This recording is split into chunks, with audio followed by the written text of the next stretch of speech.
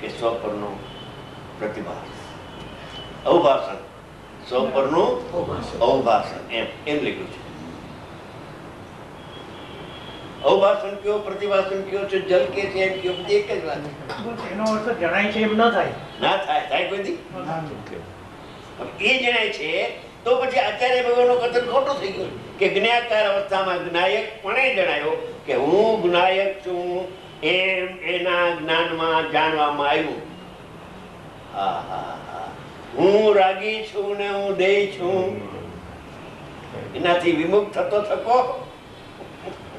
થોડી વાર લાગે ને, એટલે થતો થકો બહુ અલ્પ સમય છે, ઘણા અલ્પ સમય છે, સેકન્ડ એની સેકન્ડથી ઓછા કાળમાં.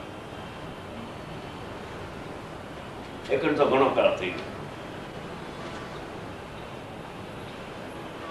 શું કાંતાબેન સમજાણું કઈ એમાં સમજવા જેવું છે આ બધાને માટે.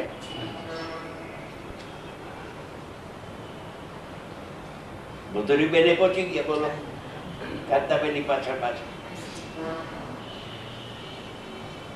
સતની પાછળ પાછળ આવે છે. એમ જ છે. પરમ સત્ય છે કુંકુંની વાણી, અમૃતચંદ્ર આચાર્યની વાણી ને ગુરુદેવની વાણી. આપણે 3 પુરુષનો યોગ થયો, 2 પરોક્ષ અને 1 પ્રત્યક્ષ.